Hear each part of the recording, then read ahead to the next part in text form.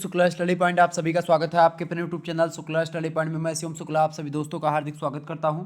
यह question paper है आपका सिद्धार्थनगर विश्वविद्यालय का। ये माइनर क्वेश्चन पेपर है, ठीक है। ये हिस्ट्री का माइनर क्वेश्चन पेपर है, ancient history, archaeology and culture. जिनका पेपर आपका यानी जिन्होंने एंशिएंट हिस्ट्री लिया था या जिनका आपको माइनर में खास करके ancient history, archaeology and culture आपको पढ़ना था, तो माइनर का थर्ड सेमेस्टर का बीए का एग्जामिनेशन जो हो रहा है वो 2022-23 का सिद्धार्थनगर विश्वविद्यालय के लगभग अधिकतर क्वेश्चन आपके हो चुके हैं। तो सिद्धार्थनगर में ये है थर्ड सेमेस्टर में कि आपका जो माइनर वाला क्वेश्चन पेपर होता है किसी भी सब्जेक्ट का, वो ऑब्जेक्टिव होगा, 100 क्वेश्चन पूछे जाएंगे। और जो आपका लिखित पेपर होता है वो मेजर वाले सब्जेक्ट का होता है, जो 3 सब्जेक्ट आपके मेजर होते हैं, ठीक है। तो ये माइनर का क्वेश्चन पेपर था हिस्ट्री ऑफ इंडिया। 600 ईस्वी से लेकर के 1200 ईस्वी तक के इतिहास के बारे में यहाँ पर आपसे प्रश्न पूछा गया है। एक बात मैं यहीं पर आपका क्लियर कर देना चाहता हूँ, 20 तारीख को ये पेपर हुआ है और ये आपकी परीक्षा की दृष्टि से महत्वपूर्ण हो सकता है, जिनके खास करके जिनका सिलेबस 600 से लेकर के 1200 ईस्वी तक के बारे में पढ़ना है। आइए हम देखते हैं क्वेश्चंस के बारे में, कौन कौन से प्रश्न आपसे पूछे गए थे और उनके उत्तर आपको किस किस प्रकार से करने थे। देखिए बहुत सारे लगभग 100 प्रश्न पूछे गए। मैं तीव्र गति से आगे बढ़ने का प्रयास करूंगा, ठीक है। प्रश्न आपका पहला, who was the founder of Maukhari dynasty. Maukhari वंश का प्रथम मतलब संस्थापक कौन था? तो मौखारी वंश का संस्थापक था ईशान बर्मन। ऑप्शन नंबर इसका एक करेक्ट आंसर होगा। इसको एक प्रकार से हरि वर्मा भी एक प्रकार से इसका संस्थापक था मौखारी वंश का, लेकिन इसमें हरि वर्मा है नहीं, तो ईशान वर्मा उसके बाद में आता। तो ये ऑप्शन नंबर एक करेक्ट आंसर हो जाएगा आपका, ठीक है। क्लियर, ये बात आप ध्यान रखेंगे। तो मौखारी वंश का संस्थापक कौन था और सबसे प्रतापी शासक कौन था इसका? अवंती वर्मन। सबसे प्रतापी शासक जो होगा वो अवंती वर्मन होगा। संस्थापक कौन? तो ईशान वर्मन लगा दीजिएगा। अगला क्वेश्चन आपसे पूछा गया था दूसरा number, Chalukya dynasty was established in. Chalukya वंश की स्थापना हुई थी, चालुक्य वंश की जो स्थापना हुई थी ऑप्शन नंबर बी लगा दीजिएगा, 543 ईस्वी में शुरू हुई थी, ठीक है। ये बात ध्यान रखेंगे। और 543 से लगभग 757 ईस्वी तक आप देखते हैं ये चालुक्य वंश चलता रहता। तो चालुक्य वंश की जो स्थापना हुई थी खास करके किसने करी थी? चालुक्य वंश की स्थापना किसने करी थी भाई? सभी लोग बताएंगे। चालुक्य वंश की स्थापना तो पुलकेशियन प्रथम ने करी थी। क्लियर, आगे बढ़ते हैं। तीसरा नंबर मतलब सबसे प्रतापी शासक पुलकेशियन प्रथम था इसका, ठीक है। अगला प्रश्न आप देखते हैं तीसरा number, Chalukya temples are well represented the architecture of. यानी कि चालुक्य मंदिरों की वास्तुकला का प्रतिनिधित्व करती है। द्रविड़ शैली, नागर शैली, बेसर शैली किसका करती है? तो चालुक्य मंदिर जो है खास करके चालुक्य मंदिर ये बेसर शैली से रिलेटेड है। Option number D correct answer होगा। चालुक्य मंदिर कैसे हैं भाई? बेसर शैली, बेसर शैली चालुक्य मंदिर, ठीक है। चालुक्यों के जो मंदिर है ये बेसर शैली से रिलेटेड है। बेसर शैली माने होता है नागर शैली और द्रविड़ शैली का मिला हुआ रूप। क्लियर, अगला क्वेश्चन साहब, मंदिर बनाने की 3 शैलियां ही होती है, नागर, बेसर और द्रविड़, ठीक है। तो नागर और द्रविड़ को मिला देंगे तो बेसर शैली बन जाती है। बेसर माने होता है मिलावटी। प्रश्न आपका आ चुका है, बेसर शैली बेसर style is a combination of. बेसर शैली संयोजन है किसका? द्रविड़ और नागर का। ऑप्शन नंबर इसका बी लगा दीजिएगा। पांचवा प्रश्न आपसे पूछा गया था, पांचवा प्रश्न है आपका, सिद्ध वाज अ टाइप ऑफ। सिद्ध एक प्रकार का था। सिद्ध एक प्रकार का क्या था भाई? तो इसमें देखिए या तो ये कर हो सकता है या फिर ये भूमि हो सकती है। इन दोनों में से कोई एक था, इसका एग्जैक्ट मुझे नहीं पता। वैसे ये टैक्स हो सकता है, ठीक है। सिद्ध, ठीक है, सिद्ध एक प्रकार का टैक्स हो सकता है। ऑप्शन नंबर आप सी लगा दीजिए। जिन्होंने सी लगा उनको नंबर मिल सकता, हो सकता है। इस प्रश्न में मैं कंफर्म नहीं हूँ, एक बार फिर से बता रहे हूँ, बाकी सारे प्रश्न आपके कंफर्म। अगला प्रश्न आपका आ चुका, अग्रहार कंसीडर्ड एज आ। अग्रहार के रूप में जाना जाता है, एक गांव को जाना जाता है, और जो गांव खास करके ब्राह्मणों को दान में दे दिया जाता था। तो ब्राह्मणों का एक प्रकार से गांव होता है तमिलनाडु के आसपास। ऑप्शन नंबर इसका ए करेक्ट आंसर होगा। अगला क्वेश्चन आप देखेंगे, 7वां नंबर आपका प्रश्न है और कर से मुक्त होता था। अगला प्रश्न आपका है, Shashank believed in the dash religion. यानी शशांक किस धर्म में विश्वास करता था? तो शशांक जो था वो किस धर्म में विश्वास रखता था भाई? वो रखता था आपने जो है शैव धर्म में विश्वास। Option number A correct answer था। अगला क्वेश्चन आप देखेंगे, 8वां नंबर आपका प्रश्न है, Shashank rule was placed between. यानी शशांक ने डैश के बीच में शासन किया, मतलब किस से कब, मतलब कब से कब तक?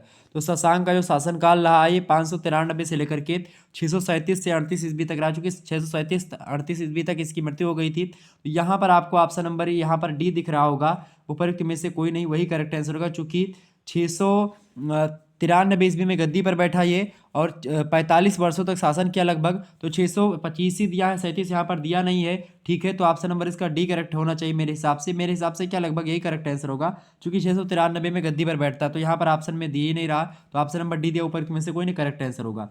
9वां प्रश्न आप देखते हैं। 9वां नंबर आपका प्रश्न, Grahavarman was the ruler of dash dynasty, यानी ग्रहबर्मन किस वंश का संस्थापक था। तो ग्रहबर्मा जो था वो किस वंश का संस्थापक था भाई, वो संस्थापक था जो है आपका मौखारी वंश का। Option number C correct answer होगा।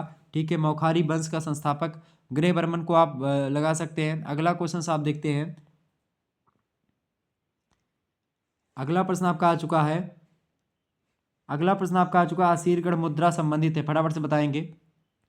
देखिए वही थोड़ा सा मुझे कन्फ्यूज़न हो गया यहाँ पर। मैंने आपको क्या पढ़ दिया कि जो है संस्थापक यहाँ पर, लेकिन शासक है। ठीक है, तो ग्रहबर्मा किस वंश का शासक था, तो ये शासक था मौखारी वंश का। Option number C correct answer होगा। मौखारी वंश का संस्थापक मैंने आपको बताया था हरिवर्मा, या आपको जो मिले ऑप्शन में ए में मैंने जो बताया था। ठीक है, फर्स्ट वाला यहाँ पर आप देख लीजिए। फर्स्ट में क्या बताया था मैंने आपको, ईशान वर्मन। ठीक है, अगर हरिवर्मा ना मिले तो ईशान वर्मन लगा देंगे तो करेक्ट होगा आपका। तो अगला प्रश्न आपका आ चुका है। देखिए अगला प्रश्न आपका आ चुका है भाई, सभी लोग देखने का प्रयास करेंगे। असीरगढ़ मुद्रा संबंधित है किससे, Asirgarh seal is associated with, बताएं किससे संबंधित है भाई। तो असीरगढ़ की मुद्रा जो संबंधित है ये सर बर्मन से संबंधित है। Option number D correct answer होगा।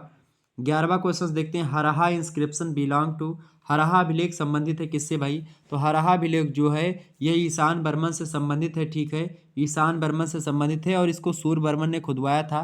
ठीक है, ईशान बर्मन के पुत्र हैं सूर बर्मन। और 4 राजाओं के बारे में हरहा अभिलेख में जानकारी मिलती है। आदित्य बर्मन के बारे में भी जानकारी मिलती है, लेकिन ईशान बर्मन के बारे में ज़्यादा जानकारी मिलती है। तो ऑप्शन नंबर उसका बी करेक्ट आंसर होगा। अगला क्वेश्चन आप देखेंगे, 12वां नंबर आपका प्रश्न है, हु डिस्कवर्ड हरहा इंस्क्रिप्शन, यानी हरहा अभिलेख की खोज किसने करी थी, मतलब कि खोज किसने की थी।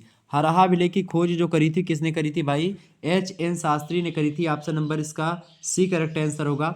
अगला क्वेश्चन आप देखें, 13वां नंबर प्रश्न है, Haraha is situated at a direct of, यानी हरहा किस जिले में अवस्थित है। तो ये बाराबंकी जिले में स्थित अवस्थित है। ऑप्शन नंबर डी लगा दीजिएगा। हरहा अभिलेख कहाँ पर है, बाराबंकी जिले में स्थित है। 14 नंबर आप प्रश्न देखेंगे, who was the first ruler of Maukhari dynasty, Maukhari राजवंश का प्रथम शासक कौन था, फटाफट से बताएंगे। मौखारी राजवंश का प्रथम शासक कौन था भाई, हरिवर्मा था। कौन था, हरिवर्मा। ऑप्शन नंबर इसका बी करेक्ट आंसर होगा। अगला क्वेश्चन देखेंगे, तो मौखारी वंश का प्रथम शासक कौन था, Harivarma. Option number B correct answer होगा। ठीक है, 510 ईस्वी के आसपास। अगला क्वेश्चन आप देखते हैं, 15वां नंबर आपका प्रश्न है, who was the founder of Pallava dynasty, Pallava राजवंश का संस्थापक कौन था। तो पल्लव राजवंश का संस्थापक जो था वो सिंह विष्णु था। ऑप्शन नंबर इसका सी करेक्ट आंसर होगा। नेक्स्ट क्वेश्चन आप देखने का प्रयास करेंगे। 16वां नंबर आपका प्रश्न आ चुका है, who was the writer of मत्त विलास प्रहसन, बताएं मत्त विलास प्रहसन पुस्तक के लेखक कौन थे। तो मत्त विलास जो प्रहसन पुस्तक है इसके लेखक है महेंद्र बर्मन प्रथम। ऑप्शन नंबर ए लगा दीजिएगा। अगला क्वेश्चन आपका 17 नंबर आपसे पूछा गया, Kanchi was the capital of which dynasty, यानी कि कांची डैश वंश की राजधानी थी, मतलब कांची किस वंश की राजधानी थी भाई। तो कांची जो थी ये राजधानी थी पल्लवों की। ऑप्शन नंबर इसका सी लगा दीजिएगा। अगला क्वेश्चन आपसे पूछा गया 18वां नंबर प्रश्न देखेंगे, who was the most powerful ruler of the Pallava dynasty, Pallava वंश का सबसे शक्तिशाली शासक कौन था। तो पल्लव वंश का सबसे शक्तिशाली शासक था आपका नरसिंह वर्मन प्रथम। ऑप्शन नंबर इसका बी करेक्ट आंसर होगा। जिन्होंने बी लगाया होगा उनको नंबर मिल जाएगा। 19वां नंबर आप प्रश्न देखेंगे, प्रश्न आपका है, Mahabalipuram temple was built by, Mahabalipuram के मंदिर का निर्माण किसने करवाया था। तो महाबलीपुरम के मंदिर का जो निर्माण करवाया था पल्लवों ने करवाया था। ऑप्शन नंबर इसका सी करेक्ट आंसर होगा। 20 नंबर आप प्रश्न देखेंगे, 20 नंबर आप प्रश्न देखेंगे, महामल्ल की उपाधि धारण करी थी, महामल्ल की उपाधि किसने धारण करी थी भाई। तो महामल्ल की उपाधि धारण करी थी नरसिंह वर्मन प्रथम ने। ऑप्शन नंबर सी में दिया है। नरसिंह वर्मन प्रथम का शासनकाल रहा 630 से लेकर के 668 ईस्वी तक। ठीक है, option number C correct answer होगा। 21 नंबर आप प्रश्न देखेंगे, 21वां प्रश्न आपका आ चुका है, who adopted the title Vatapi Konda, यानी वातापी कोंड उपाधि किसने धारण करी थी। तो वातापी कोंड जो उपाधि है ये नरसिंह वर्मन प्रथम ने ही धारण करी थी। ऑप्शन नंबर इसका ए करेक्ट आंसर होगा। 22 नंबर आप क्वेश्चंस देखेंगे, 22 नंबर आपका प्रश्न है, shore temple of Mahabalipuram are also known as, Mahabalipuram के तटीय मंदिरों को किस नाम से और जाना जाता है, उसको सप्त pagodas. Option number B correct answer लगा सकते हो। अगला क्वेश्चन आप देखते हैं, 23 नंबर प्रश्न आपका है, who is known as Napoleon of South India, दक्षिण भारत का नेपोलियन किसे कहा जाता है। तो दक्षिण भारत का नेपोलियन जो कहा जाता है किसको कहा जाता है भाई, वो राजेंद्र चोल को कहा जाता है। राजेंद्र चोल का एक और नाम है पंडिता चोल भी राजेंद्र चोल को ही कहा जाता है। 24 नंबर आप प्रश्न देखने का प्रयास करेंगे।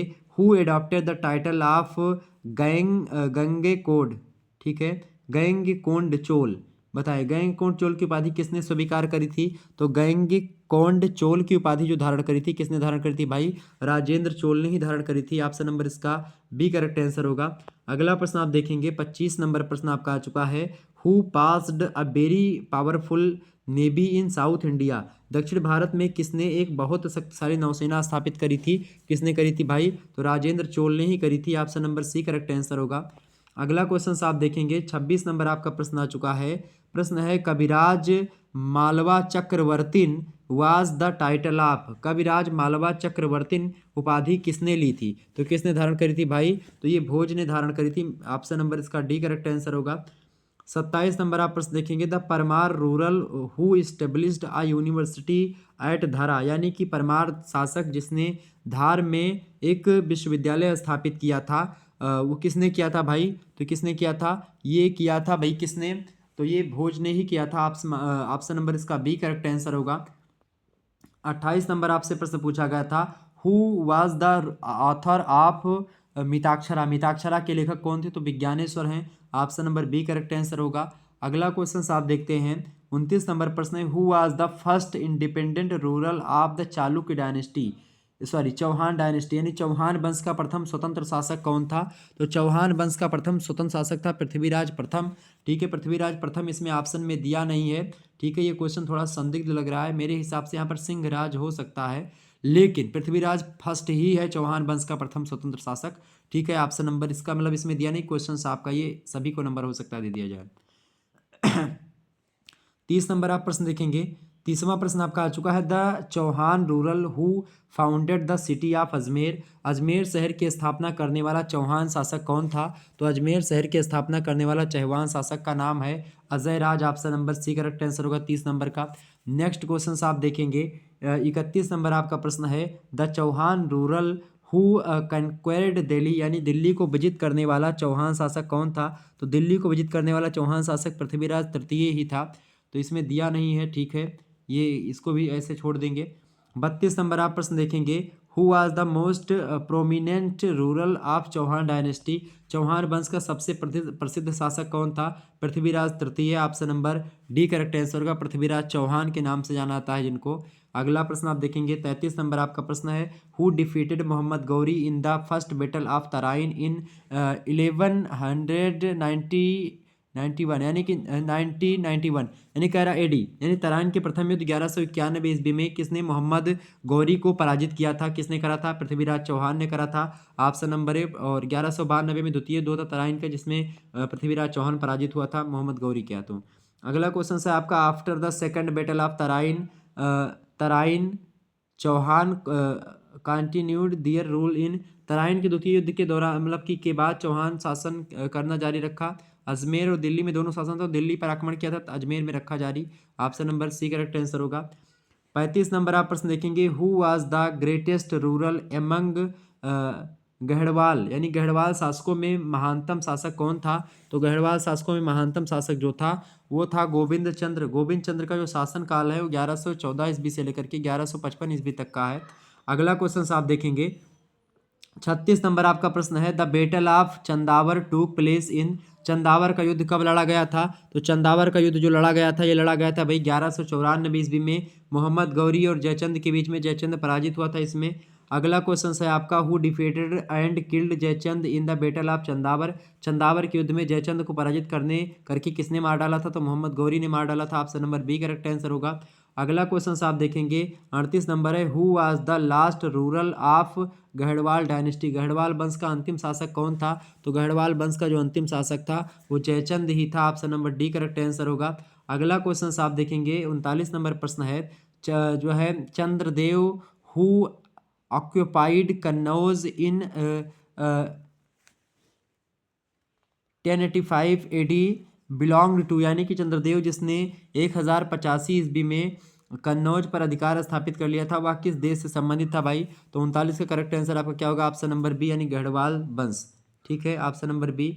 अगला क्वेश्चन आप देखते हैं 40 नंबर आपसे प्रश्न पूछा गया था, who was the commander of Mohammad Ghori was occupied Bihar and Bengal, Bengal एवं बिहार को विजित करने वाला मोहम्मद गौरी का सेनापति कौन था? तो बख्तियार खिलजी था, मोहम्मद बिन बख्तियार। ऑप्शन नंबर सी लगा दीजिएगा। अगला क्वेश्चन आप देखते हैं 41 नंबर प्रश्न है founder of Kachhwaha dynasty was, Kachhwaha वंश के संस्थापक कौन थे भाई? दूल्हे राय। ऑप्शन नंबर इसका बी करेक्ट आंसर होगा।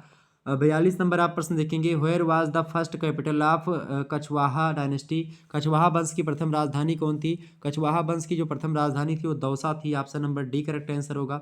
अगला क्वेश्चन देखेंगे 43 नंबर प्रश्न आपसे पूछा गया था, who built the temple of Jamwai Mata in Ramgarh, यानी जामबाई माता का मंदिर रामगढ़ में किस राजा के द्वारा बनवाया गया था? तो किसके द्वारा बनवाया गया था भाई? ये बनवाया गया था दूल्हे राय के द्वारा। Option number D correct answer होगा। 44 नंबर आप प्रश्न देखेंगे, Kachhwaha dynasty was established at, Kachhwaha राजवंश कब स्थापित किया गया? तो कछवाहा राजवंश जो स्थापित किया गया था वो स्थापित किया गया था 1137 ईस्वी में। ऑप्शन नंबर इसका ए करेक्ट आंसर होगा। आगे बढ़ते हैं, देखिए 44 के बाद में आपका 45, 46, 47, सॉरी 45, 46, 47, ये 3 क्वेश्चन जो हैं ये मिसिंग है, यानी क्वेश्चन पेपर जिन्होंने भेजा था उन्होंने ये नहीं भेजा था, ठीक है। तो बाकी 48 और बाकी 3 क्वेश्चन उन्होंने 6 क्वेश्चन उन्होंने नहीं भेजे थे, तो ये 6 क्वेश्चन आपके यहाँ पर नहीं दिखेंगे, बाकी सारे प्रश्न आपको दिखेंगे, ठीक है। 48 क्वेश्चन आप देखेंगे, in which field Avanti Varman did remarkable work, यानी अवंती बर्मन का ग्रंथ किस संस्था से संबंधित है? तो प्रशासन से संबंधित हो सकता है, ऑप्शन नंबर बी, या आर्मी से, सेना से। इसमें ए या बी दोनों में से एक करेक्ट हो सकता है, इसमें मुझे कंफर्म पूरा एकदम नहीं है। अगला क्वेश्चन है, in Rajput period the subject of education were, यानी इस राजपूत काल में शिक्षा के प्रमुख विषय क्या थे? वेद, व्याकरण, तकनीकी या विधि, लिटरेचर और सोसाइटी। ऑप्शन नंबर डी लगा दीजिएगा, डी ऑप्शन। अगला क्वेश्चन आपका आ चुका 50 नंबर प्रश्न देखेंगे, which of the following place there were no Buddhist education centre during Rajput period, यानी राजपूत काल में निम्नलिखित में से किस स्थान पर बौद्ध शिक्षा केंद्र नहीं था? तो माउंट आबू में नहीं था, बाकी सभी जगह था। ऑप्शन नंबर डी लगा दीजिएगा। अगला क्वेश्चन आप देखते हैं 51 नंबर प्रश्न, द कैपिटल ऑफ हर्षवर्धन, प्रश्न बड़ा ही धाकड़ है, अच्छा प्रश्न है, आप देखिएगा सभी लोग। हर्षवर्धन मतलब कि the capital of Harshavardhan empire was, Harshavardhan साम्राज्य की राजधानी कहाँ थी? तो हर्षवर्धन साम्राज्य की राजधानी वल्लभी थी। Option number D correct answer होगा, ठीक है। 51 नंबर का करेक्ट, सॉरी कन्नौज थी, ठीक है, Kannauj. Option number C correct answer होगा। आगे बढ़ते हैं, अगला क्वेश्चन 52 नंबर आप प्रश्न देखेंगे, which play was written by Harshvardhan, कौन सी रचना हर्षवर्धन द्वारा रचित है? राज तरंगड़ी कल्हड़ की है, बाकी प्रियदर्शिका, रत्नावली, ये दोनों रचनाएं जो हैं ये हर्षवर्धन की हैं। ऑप्शन नंबर डी लगा दीजिएगा, बोथ बी एंड सी दोनों करेक्ट आंसर होगा, ऑप्शन नंबर डी इसका। 53 नंबर आप प्रश्न देखेंगे, who was the great king of the Pushyabhuti dynasty, Pushyabhuti वंश का महान राजा कौन था? पुष्यभूति वंश का जो महान राजा था वो कौन था? वर्धन वंश बोलो या पुष्यभूति वंश, बात एक ही है। तो पुष्यभूति वंश का जो महान शासक था वो कौन था? वो हर्षवर्धन था। Option number A correct answer होगा। अगला क्वेश्चन आप देखते हैं 54 नंबर प्रश्न है, who was the sister of Harshvardhan, Harshvardhan की बहन का क्या नाम था? तो उनका नाम था राजश्री और उनके भाई का नाम था राज्यवर्धन। ऑप्शन नंबर इसका ए करेक्ट आंसर होगा। नेक्स्ट क्वेश्चन देखेंगे 55 number, Shashank was the ruler of, Shashank शासक था, गौंड शासक था। ऑप्शन नंबर इसका ए करेक्ट आंसर होगा, बंगाल में पड़ता है, ठीक है। अगला क्वेश्चन आप देखेंगे 56 नंबर प्रश्न है, which king of the Pushyabhuti dynasty was also known as Sakalottara Patha, यानी कि पुष्यभूति वंश का कौन सा राजा शकलोत्तर पथनाथ नाम से जाना जाता है? शकलोत्तर पथनाथ के नाम से जाना जाते हैं यही भाई, यानी हर्षवर्धन ही। ऑप्शन नंबर ए लगा दीजिए, जिन्होंने ए लगाया उनको नंबर मिल जाएगा। अगला प्रश्न आपसे पूछा गया था 57 नंबर प्रश्न है, who was the founder of the Pushyabhuti dynasty, Pushyabhuti वंश का संस्थापक कौन था भाई? पुष्यभूति वंश का संस्थापक कौन था? ऑप्शन नंबर सी लगा देंगे, नरवर्धन। ऑप्शन नंबर क्या लगेगा? C option, नरवर्धन। 58 नंबर प्रश्न देखेंगे, Harshavardhan ruled North India from, उत्तर भारत में हर्षवर्धन का राज शासन काल रहा, तो उत्तर भारत में जो हर्षवर्धन का समय काल रहा है वो ऑप्शन नंबर बी 606 ईस्वी से लेकर के 647 ईस्वी तक शासन रहा है हर्षवर्धन का। Option number B correct answer होगा। अगला क्वेश्चन आप देखेंगे 59 नंबर आपका प्रश्न है, who was the court poet of Harshvardhan, Harshvardhan का राज दरबारी जो कवि था वो कौन था भाई? तो बाणभट्ट ही थे, हर्ष चरित रचना भी लिखी उन्होंने। Option number B correct answer होगा, संस्कृत भाषा में है, बात ध्यान रखेंगे। 60 नंबर प्रश्न है, who was the writer of Harshvardhan, Harshvardhan का लेखक कौन है? सॉरी, हर्ष चरित का लेखक कौन है? तो बाणभट्ट जी हैं। Option number B correct answer होगा। अगला क्वेश्चन आप देखते हैं, which ruler's name is depicted on Aihole inscription, किस शासक का नाम एहोल अभिलेख में उत्कीर्ण है भाई? तो किसका नाम उत्कीर्ण है? 61 का करेक्ट आंसर क्या होगा? देखिए पुलकेशियन द्वितीय के बारे में, एहोल अभिलेख के बारे में बताया गया है। रवि कीर्ति एहोल अभिलेख के लेखक है, ये बात ध्यान रखेंगे। और यहाँ पर आपको जो है पुलकेशियन द्वितीय के बारे में लिखा ही नहीं है, तो यहाँ पर ऑप्शन इसका भी संदिग्धता में रखिएगा। अगला क्वेश्चन है आपका 52 नंबर, यानी कि ये प्रश्न जो आपका 61 नंबर है इसका सभी को नंबर दे देंगे। 62 नंबर प्रश्न या फिर किसी को नंबर नहीं देंगे। 62 नंबर प्रश्न, Aihole inscription was written by, Aihole अभिलेख के लेखक कौन है? तो एहोल अभिलेख के लेखक है Ravi Kirti, option number B correct answer होगा। अगला क्वेश्चन आप देखिएगा 63 नंबर आपका प्रश्न है। अच्छा वैसे ये जो हर्षवर्धन से रिलेटेड प्रश्न पूछा जा रहा है, अगर वहाँ पर हर्षवर्धन आप लगाए होंगे 61 का, तो भी आपको करेक्ट मतलब सही जो है लग सकता है, ठीक है। चूँकि बहुत सारे प्रश्न हर्षवर्धन से रिलेटेड एक साथ ही पूछे गए हैं, जिनसे पूछे गए हैं। तो देखिए प्रश्न आपका 63 number, the Harshacharita a biography of Harshvardhan is composed in which language? Harshvardhan का जीवन चरित्र हर्षचरित किस भाषा में रचित है? तो ये रचित है संस्कृत भाषा में, option number C correct answer होगा। 64 नंबर आप प्रश्न देखेंगे, Banabhatta works flourished during the reign of, Banabhatta की रचनाओं में किसके राज्यकाल में वर्णन हुआ, किसके राज्यकाल के बारे में? तो हर्षवर्धन, ऑप्शन नंबर डी लगा दीजिएगा। 65 नंबर आप प्रश्न देखेंगे, a Chinese Buddhist pilgrim came to India during the reign of Harshvardhan, his name is, Harshvardhan के राज्यकाल में एक चीनी बौद्ध तीर्थयात्री भारत आया था, उसका क्या नाम था? उसका नाम था ह्वेनसांग। इसकी एक पुस्तक भी है सी यू की, ठीक है। वही अगला प्रश्न आपसे पूछ लेगा, Si Yu Ki book is written by, Si Yu Ki पुस्तक के लेखक कौन है? तो ये ह्वेनसांग ही है, option number B correct answer होगा 66 का। अगला क्वेश्चन आप देखेंगे 67 नंबर प्रश्न आपसे पूछा गया था कि the Chinese pilgrim who visited India in the early 7th century was, 7वीं शताब्दी के दौरान भारत आने वाला चीनी यात्री तो वो ह्वेनसांग ही था, चूंकि 7वीं शताब्दी मतलब हर्षवर्धन का ही पीरियड है, ठीक है।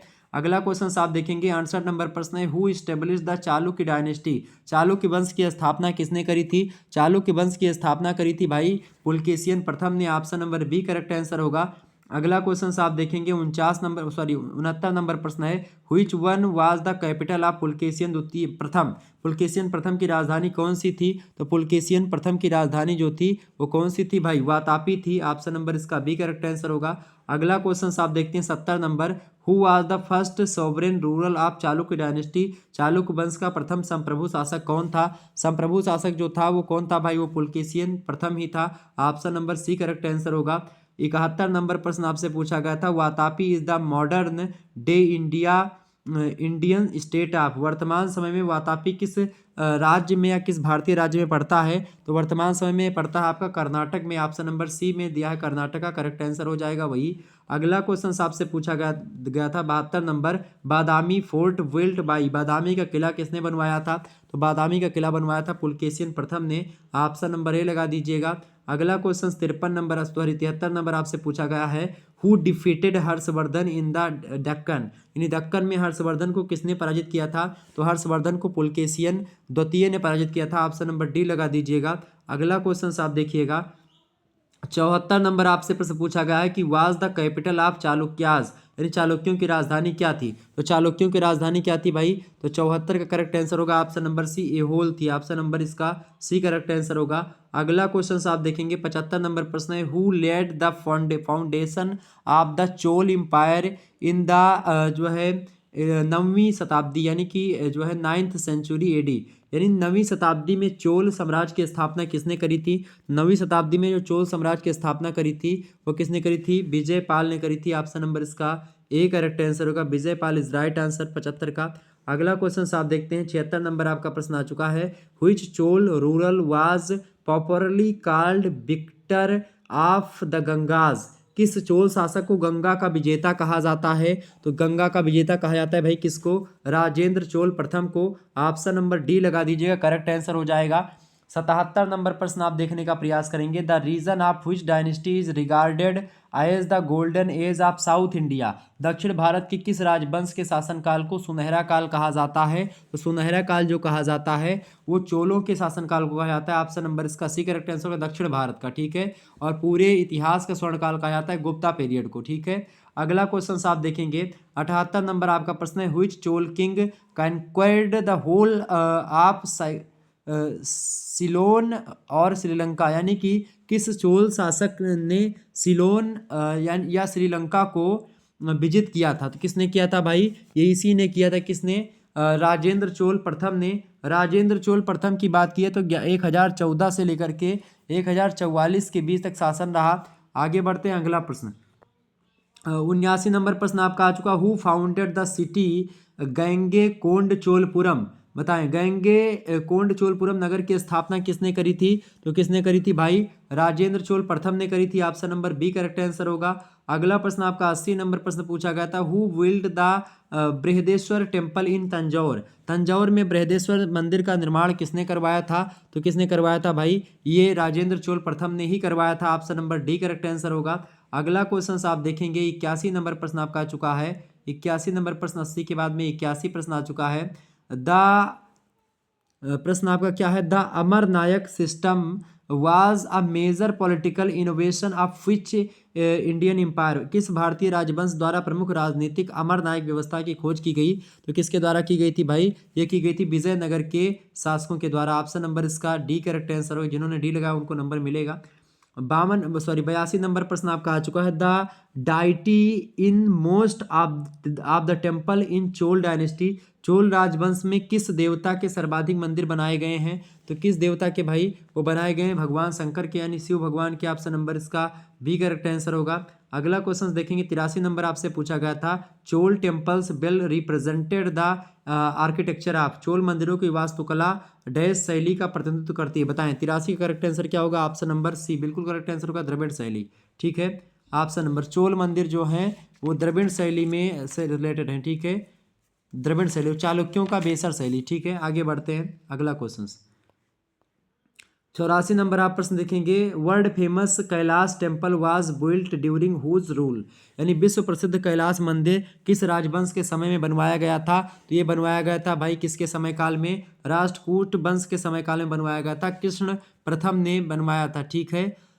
आगे बढ़ते हैं, अगला प्रश्न आपका आ चुका है 85 नंबर प्रश्न देखेंगे सभी लोग। 85 नंबर प्रश्न है आपका, who built the largest rock cut Kailash temple in Maharashtra. यानी महाराष्ट्र का सबसे विशाल रॉक कट कैलाश मंदिर किस शासक द्वारा बनवाया गया था? तो ये बनवाया गया था कृष्ण प्रथम के द्वारा। Option number A correct answer होगा। अगला क्वेश्चन आप देखेंगे, 86 नंबर प्रश्न आपसे पूछा गया कि who was the founder of the Rashtrakuta kingdom. Rashtrakuta राज्य का संस्थापक कौन था? तो राष्ट्रकूट वंश का संस्थापक जो था वो था दंती दुर्ग। ऑप्शन नंबर इसका डी करेक्ट आंसर होगा। जिन्होंने डी लगाया उनको नंबर मिलेगा। 87 नंबर क्वेश्चन आप देखेंगे, प्रश्न आपका आ चुका है, during the rule of which dynasty did Kanheri university become popular. किस राजवंश के समय काल में कान्हेरी विश्वविद्यालय प्रसिद्ध हुआ है? तो कान्हेरी विश्वविद्यालय जो प्रसिद्ध हुआ है वो राष्ट्रकूटों के समय काल में प्रसिद्ध हुआ है। Option number A correct answer होगा। 88 नंबर क्वेश्चन आप देखेंगे, Rashtrakutas defeated which of the following Badami Chalukya king. कौन से बादामी चालुक्य शासक को राष्ट्रकूटों ने पराजित करा था? तो 88 नंबर का करेक्ट आंसर क्या होगा? ऑप्शन नंबर सी पुलकेशियन द्वितीय। अगला क्वेश्चन आप देखिएगा, अगला क्वेश्चन आपका आ चुका है 89 number, who performed the ritual called Hiranyagarbha. यानी कि हिरण्यगर्भ नामक परंपरा किस शासक द्वारा प्रदर्शित की गई थी? तो ये प्रदर्शित की गई थी भाई दंती दुर्ग के द्वारा। ऑप्शन नंबर इसका सी करेक्ट आंसर होगा। नेक्स्ट क्वेश्चन आप देखिएगा, अगला प्रश्न आपका आ चुका है 93 नंबर प्रश्न है, what was the capital of Chandelas. यानी चंदेलों की राजधानी क्या थी? चंदेलों की राजधानी क्या थी भाई? चंदेलों की राजधानी जो थी, देखें यहाँ पर आपका 90, 91, 92 ये 3 क्वेश्चन मिसिंग है। और वहाँ पर 3 क्वेश्चन मैंने और बताया था जो है आपका 45, 46 और 47। ये 6 क्वेश्चन आपको नहीं, मतलब मेरे पास पेपर ही नहीं आया था, ठीक है। मैंने मंगवाया था, आया कि नहीं आया ये भी मुझे नहीं पता, वीडियो तो अब बन चुकी है। अगला प्रश्न आपका 93, who was the capital of Chandelas, यानी चंदेलों की राजधानी क्या थी? तो चंदेलों की राजधानी थी भाई कौन सी? खजुराहो। ऑप्शन नंबर इसका सी करेक्ट आंसर होगा। अगला क्वेश्चन आप देखते हैं 94 नंबर प्रश्न है, who was the founder of Chandel dynasty, Chandel वंश का संस्थापक कौन था? चंदेल वंश का संस्थापक कौन था भाई? नन्नुक या चंद्रवर्मन या चंद्रदेव? ऑप्शन नंबर सी लगा दीजिए, करेक्ट आंसर हो जाएगा। अगला क्वेश्चन आप देखेंगे 95 नंबर प्रश्न है, who was the most prominent ruler of the Chandel dynasty, Chandel वंश का प्रमुख शासक कौन था? चंदेल वंश का प्रमुख शासक कौन था भाई? यशोवर्मन था। ऑप्शन नंबर इसमें कुछ दिया ही नहीं है तो सी लगा दीजिएगा, धंग का, ठीक है नाम। ऑप्शन नंबर सी लगा दीजिए, करेक्ट आंसर आपका हो जाएगा धंग का, यशोवर्मन, ठीक है। जो है चंदेल वंश का मुख्य शासक है, तो धंग भी एक प्रकार से यशोवर्मन ने उपाधि धारण करी थी। अगला प्रश्न है 96 नंबर प्रश्न है, who built the famous temples of Khajuraho, Khajuraho का प्रसिद्ध मंदिर किसके द्वारा बनवाया गया था? तो ये बनवाया गया था भाई किसके द्वारा? ये बनवाया गया था चंदेलों के द्वारा बनवाया गया था। चंदेलों का शासन कब से कब तक रहा है? 950 से लेकर के 1050, सॉरी वैसे 950 ईस्वी से लेकर के 1050 ईस्वी के बीच में खजुराहो मंदिर का निर्माण करवाया गया था, ठीक है। 97 नंबर प्रश्न आप देखेंगे, who was the founder of Parmar dynasty, यानी कि परमार वंश का संस्थापक कौन था? परमार वंश के संस्थापक हैं भाई उपेंद्र या कृष्णराज, जिसको आप कहते हैं। Option number B correct answer होगा, कृष्णराज राइट आंसर। अगला क्वेश्चन आप देखिएगा 98 नंबर प्रश्न आपका है, परमार डायनेस्टी रूल्ड, यानी परमार वंशी शासकों का शासन क्षेत्र कहाँ से कहाँ तक था? तो इसका शासन क्षेत्र जो था भाई वो मालवा के आसपास का क्षेत्र है। ऑप्शन नंबर इसका सी करेक्ट आंसर होगा। 99 नंबर प्रश्न आपसे पूछा गया था, what was the capital of Paramaras, यानी कि परमार शासकों की राजधानी क्या थी? परमार शासकों की राजधानी धार थी। Option number A correct answer होगा। अगला क्वेश्चन आपसे पूछा गया था कि who was the most important rural of Parmar dynasty, Parmar वंश का सबसे महत्वपूर्ण शासक कौन था? तो परमार वंश का सबसे महत्वपूर्ण शासक कौन था भाई? सबसे महत्वपूर्ण शासक था आपका कृष्ण। ऑप्शन नंबर इसका डी, सॉरी कृष्ण नहीं, जो है भोज था सबसे महत्वपूर्ण शासक। ऑप्शन नंबर इसका बी करेक्ट आंसर होगा, ठीक है भोज, क्लियर। वैसे जो परमार वंश का शासन रहा है वो 800 ईस्वी से लेकर के 1327 ईस्वी तक जो है परमारों का शासन रहा है, ये बात आप ध्यान रखें। तो इस प्रकार से आपके 100 जो है प्रश्न जो थे ऑब्जेक्टिव टाइप के उसको मैंने करवा दिया। और आपको बता दूं कि सोशियोलॉजी का भी माइनर का क्वेश्चन पेपर ये हुआ है सिद्धार्थनगर विश्वविद्यालय का। तो ये जो है अगर आप कहें, अगर लगातार कमेंट करेंगे तो मैं इस क्वेश्चन पेपर को भी सॉल्व करवा दूंगा।